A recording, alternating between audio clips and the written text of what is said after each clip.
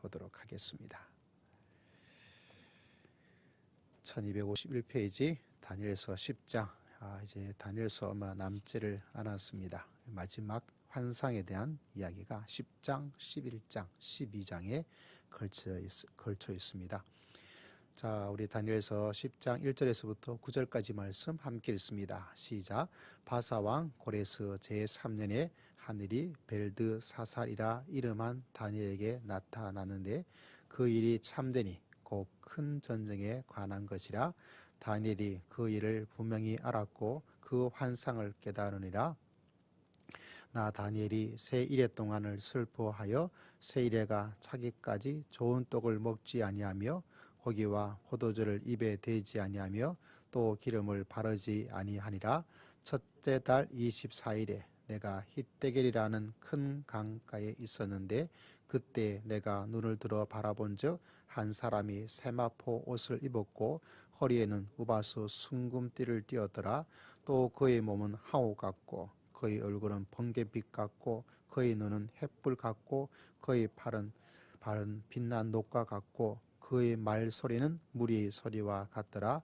이 환상을 나 다니엘이 홀로 보았고 나와 함께한 사람 이 환상을 보지 못하였어도 그들이 크게 떨며 도망하여 숨었느니라. 그러므로 나만 홀로 있어서 이 큰 환상을 볼 때에 내 몸에 힘이 빠졌고 나의 아름다운 빛이 변하여 썩은 듯 하였고 나의 힘이 다 없어졌으나 내가 그의 음성을 들었는데 그 음성을 들을 때 내가 얼굴을 땅에 대고 깊이 잠들었느니라. 아멘. 자, 우리는 오늘 다니엘의 마지막 환상 속으로 우리는 들어가고자 합니다. 때를 다스리시는 하나님, 모든 인간의 흥망성쇠, 한 사람의 인생의 시간, 우리 삶 속에 일어나는 불행한 일들, 좋은 일들, 그 모든 것을 하나님께서 통치하시고 그분의 손안에 있다는 것을 계속해서 말씀해 주고 있고 그 속에 하나님의 심판으로서 계속해서 역사하고 있다. 우리는 지금 일어나는 일 자체 하나하나에 대해서는 하나님께서 어떻게 하고 계시는가, 내 개인의 인생 속에서 하나님께서 어떻게 하고 계시는가 하나하나를 다 알 수는 없지만 큰 그림을 가지고 다니엘에게 주신 이 말씀, 내 인생의 모든 시간, 모든 일들은 하나님의 품 안에 있고 하나님의 손 안에 있다. 이 코로나 도대체 하나님 뭔가요?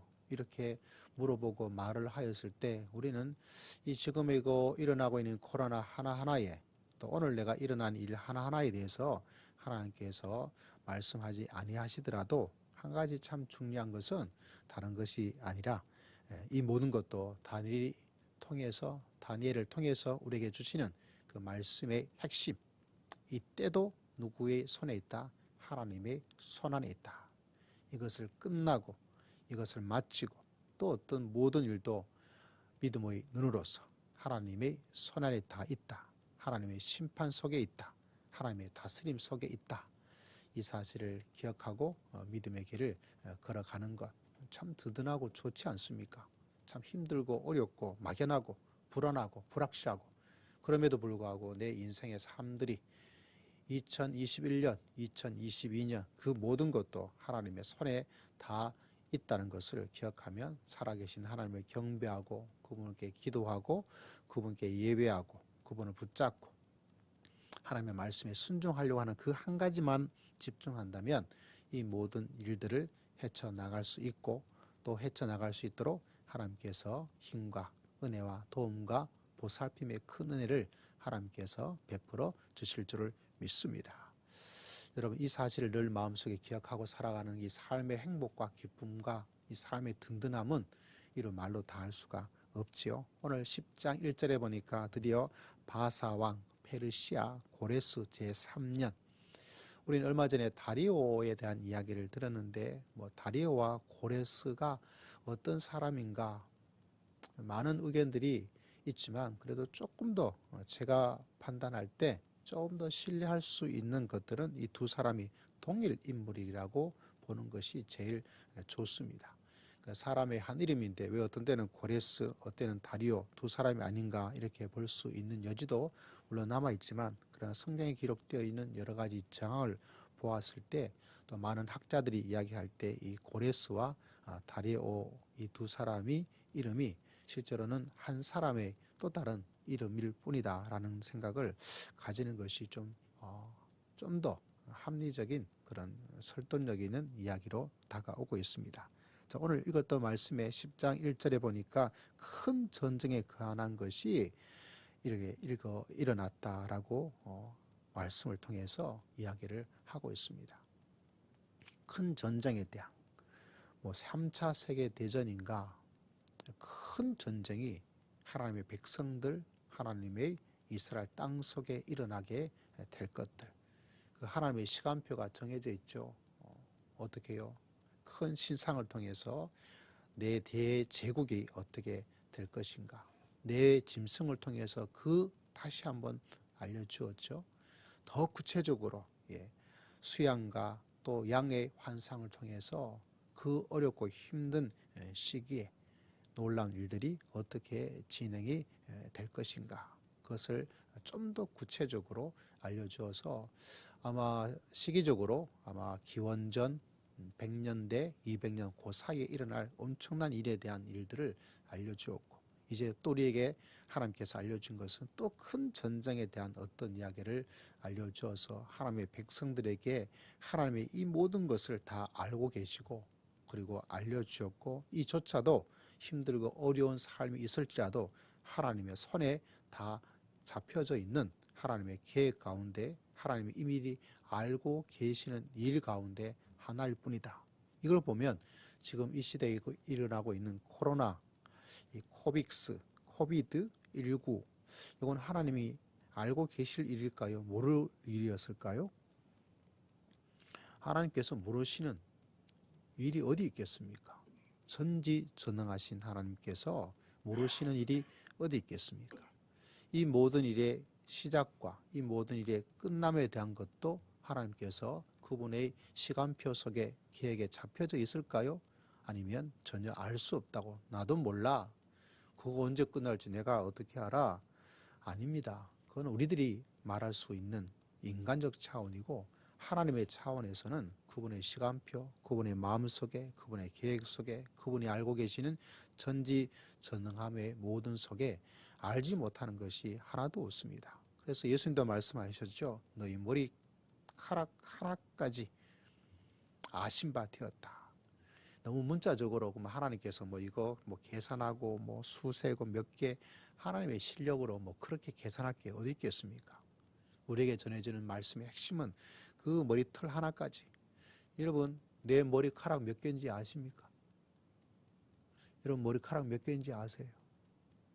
아무도 알 사람이 없고, 나 머리카락 좀 세워주라, 머리카락 세는 아르바이트도 없을 것이고, 머리카락을 셀 수 있는 기계도 없을 것이고, 그렇지만 하나님께서 그 하나하나까지 낱낱이 알고 계시다는 하나님의 말씀, 예수님의 말씀을 바라보면 그분의 눈에 들어오지 않은 것이 없고, 그분의 눈에 딱 스캔해서 딱 견적을 뽑아서 딱 모르는 것이 없다. 이 사실을 늘 마음속에 기억하는 것이 참 좋죠. 오늘 그런 모든 일에 대해서 오늘 다니엘이 우리들에게 하나하나씩 이야기를 하고 있는데, 다니엘은 지금 큰 전쟁에 대한 것들을 환상으로 깨닫게 되니까 2절에 보니까 슬퍼하고 있어요.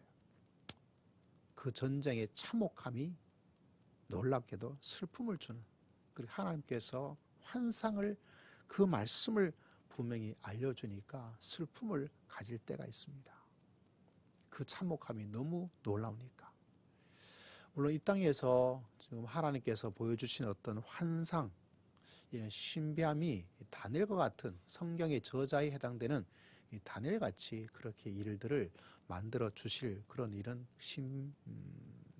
없을 거예요. 그럼에도 불구하고 하나님께서 우리에게 주시는 신비함의 일들을 종종 만날 때가 있어요.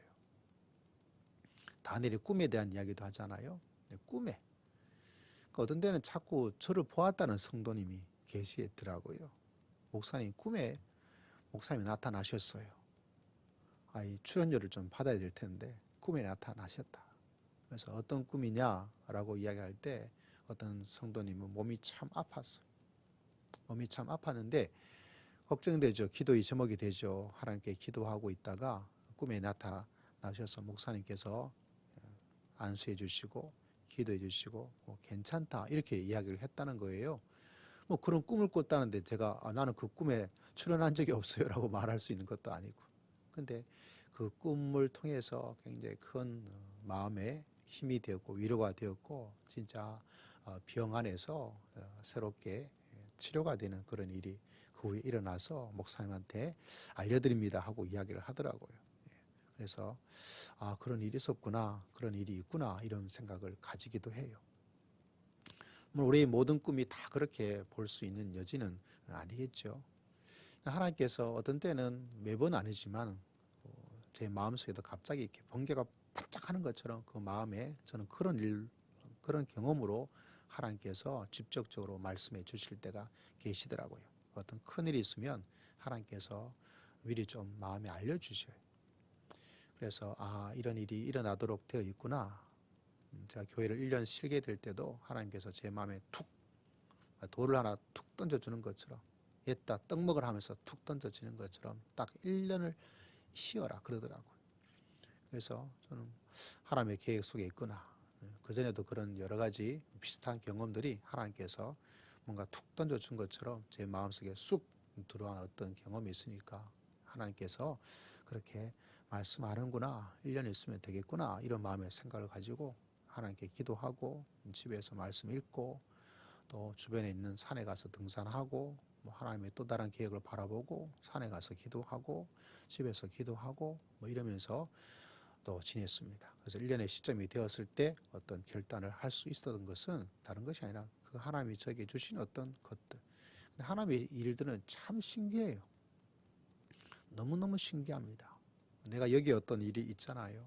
여기 있으면 저기 누구한테도 말하지도 않고 누구한테도 전해주지도 않고 나한테 일어난 일이에요. 나한테. 어떤 때는 아내가 모를 수 있고 성도들도 아무도 몰라요. 그런데 어느 날 갑자기 연락이 와요. 이런 것을 내가 꿈을 꿨는데 근데 실제로 내 속에, 내 삶 속에 일어난 일들이 저기 멀리 떨어져 있는, 저 끝에 떨어져 있는, 멀리 떨어져 있는, 아무에게도 말하지 않았음에도 불구하고 그렇게 뭔가가 이야기가 되어져서 마치 제가 그 일어난 일을 그 사람에게 이야기해 주어서 뭔가 그 이야기를 듣고 나에게 해준 것처럼 그런 일들도 일어나고, 그래서 하나님께서 주시는 신비함의 세계를 이런 말로 다 표현할 수가 없구나. 저는 신비주의자가 아니에요. 그래서 그 신비, 꿈을 막 자꾸 하는 사람도 아니에요. 하나님께서 제 마음속에 뭔가 툭 던져주시는 신비함의 어떤 일들을 체험하고 있기 때문에 그것만이 절대적이다라고 추구하는 그런 신앙을 가지고 있지는 않아요. 단지 살아계신 하나님의 말씀, 가장 큰 신비는 하나님의 말씀이에요. 이 하나님의 말씀, 이보다 더 신비한 일은 없어요.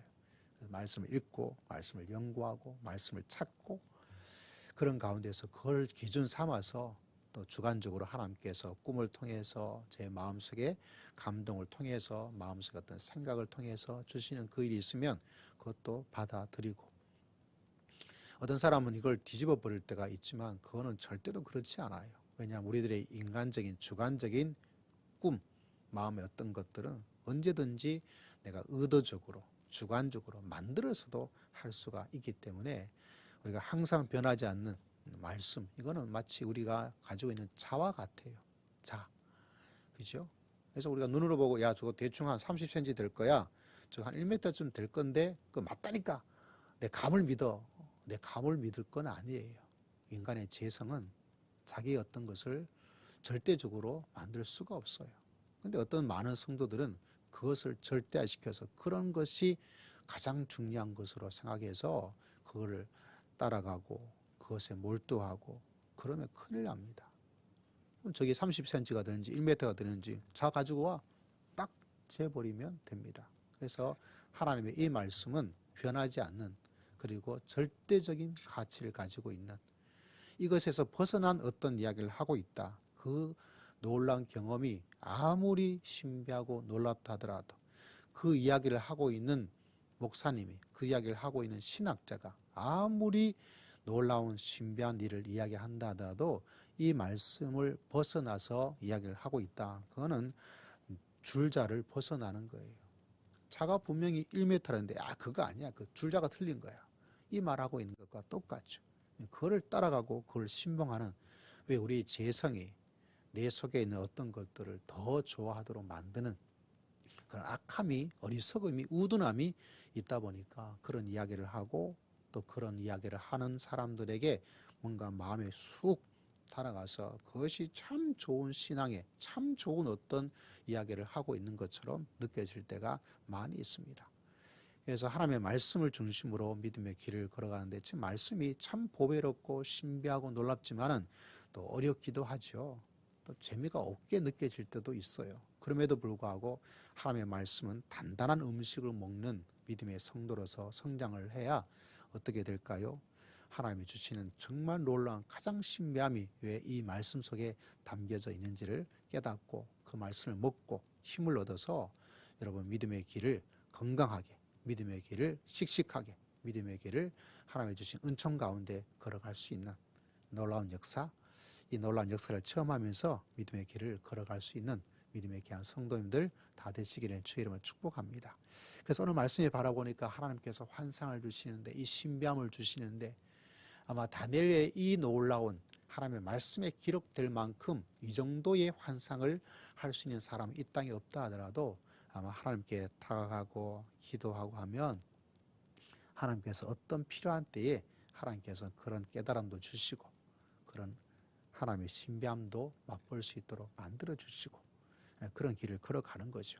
여러분, 다니엘도 이 환상 속에 있는 여러 가지 환상을 보았지만 우리에게 여러 가지 말씀을 통해서 알려주고 있는 하나님의 사람으로 살아가는데, 참 놀라운 것은 그 놀라운 하나님의 환상을 깨닫게 되었을 때 새 1회 동안, 1회가 7이니까 아마 한 주, 그리고 새 1회니까 3, 7에 20일, 거의 한 달 정도가 되겠죠. 21일 정도를 슬퍼하고 그 새 1회가 차기까지 좋은 떡도 먹지 않고 고기와 포도주를 입에 대지 않고 또 기름을 바르지 아니하고, 이 고레스 3년에 다니엘의 나이가 이제 70대 후반 80대의 나이가 되어버렸다고 이야기를 하고 있습니다.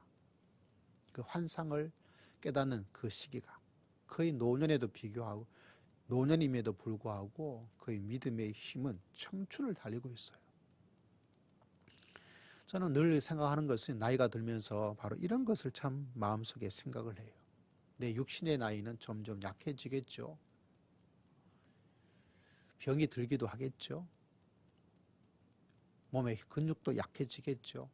그러나 하나님을 만나서 내 믿음의 삶의 하나님과의 관계와 하나님께서 나에게 주시는 일들은 진짜 언제나 팔팔한 20대의 청춘으로 살아가고 싶다, 이런 마음의 생각을 늘 가지고 있는 소망 가운데 저의 욕심을 하나를 딱 끄집어내서 이야기를 하면 딱 하나의 소원, 진짜 원하고 원하는 것이 하나가 이야기를 한다면 뭐 그때 상황마다 좀 달라질 수는 있겠지만은 이 다니엘처럼 또 모세처럼 나이가 들면에도 불구하고 내 육신의 나이는 어떻게 약해질 수밖에 없겠지만은, 그러나 하나님과의 관계, 하나님의 어떤 것에 대해서는 점점 무르익어가는 그런 나이.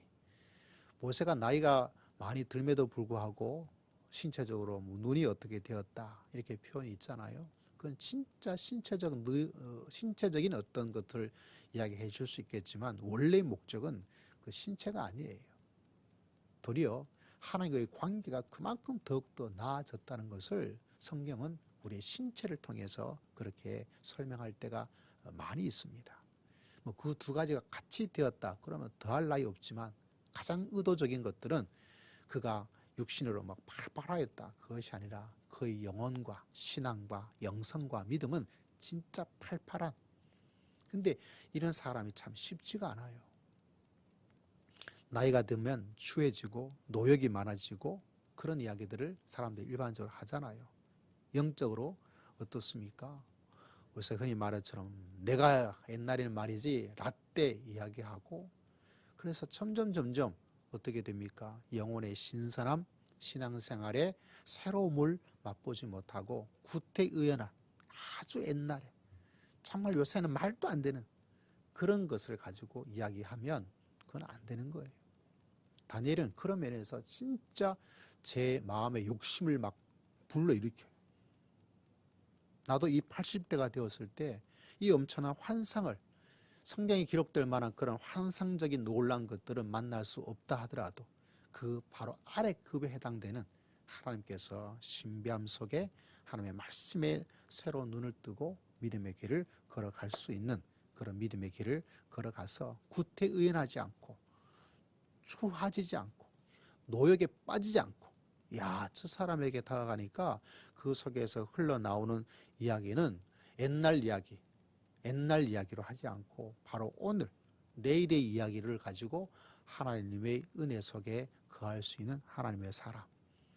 그래서 내가 옛날에 이런 일이 있었다, 그거 이야기해도 괜찮지만, 그러나 그것으로 끝나지 않고 오늘 하나님께서 나에게 주시는 깨달음, 이전에 전혀 경험하지 못했던 하나님의 이야기, 하나님께서 이전에 알지 없었던, 체험하지 못했던 영적인 경험들.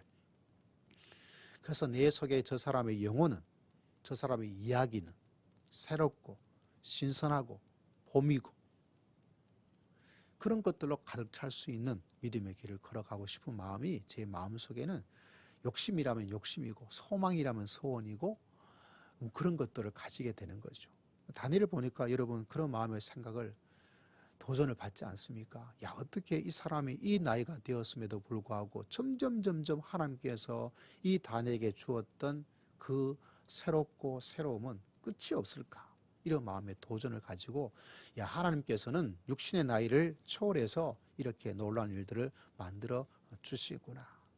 오늘 새벽 예배를 드리신 여러분도 동일한 마음과 소원과 영적인 하나님을 향한 기도의 제목을 가지고, 하나님, 내 나이가 점점 더 많아짐에도 불구하고 내 속에 나오는 생각과 말은 항상 새롭고 신선하고 생기가 넘치는, 옛날에 어땠는데 내 시대가 어땠는데 이런 고리타분한 이야기 하지 말고, 하나님께서 나에게 주시는 이야기는 항상 현재형으로 미래형으로 믿음의 길을 나갈 수 있는 하나님의 사람이 되기를 원합니다.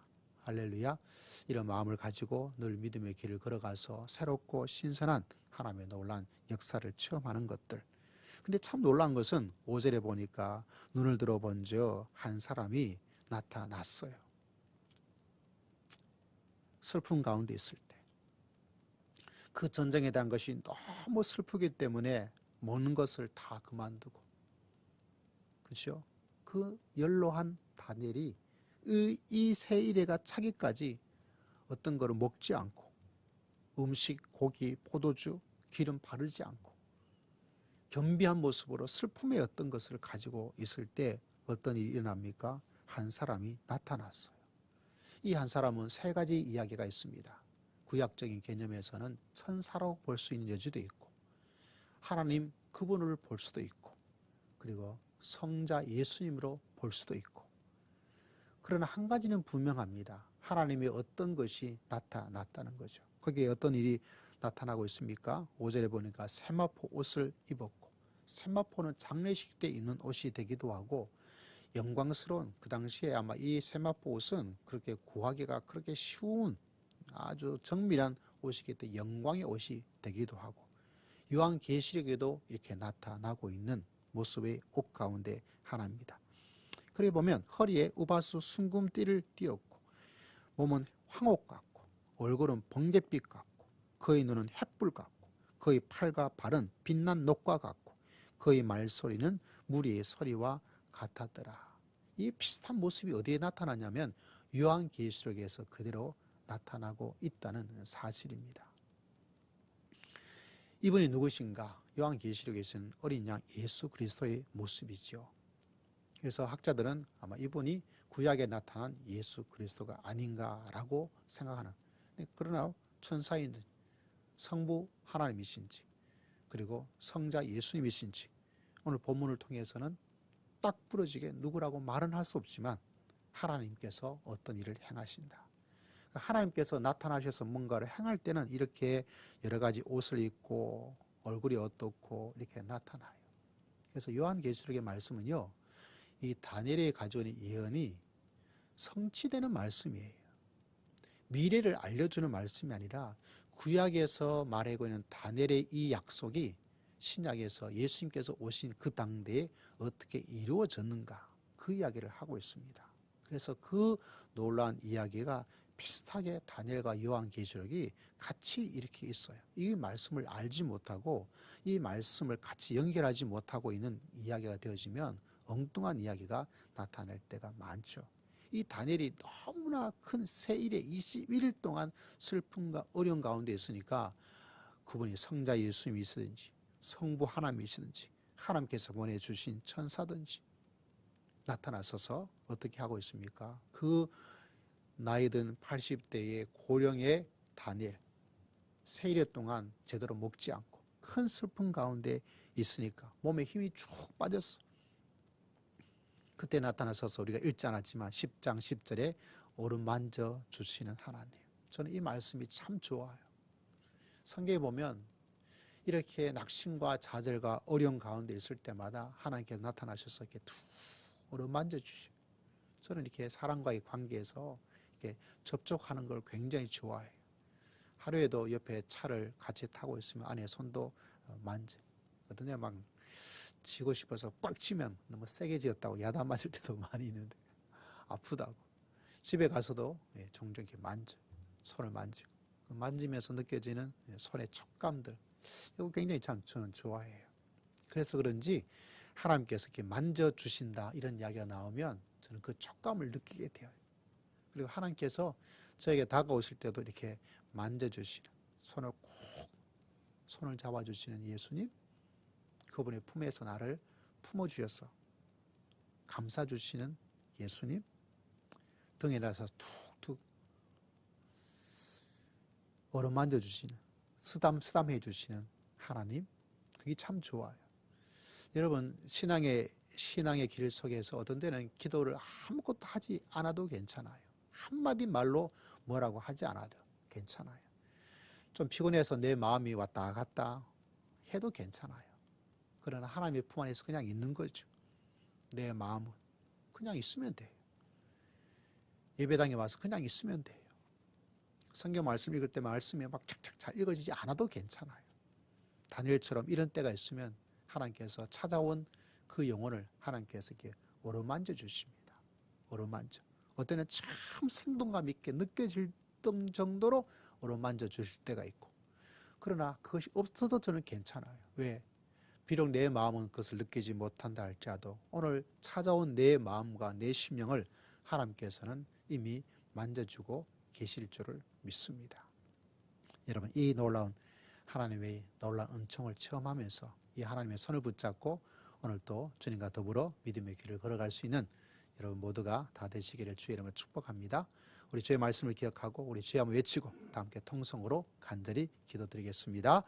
주여, 하나님 아버지, 하나님의 귀한 은혜와 은총으로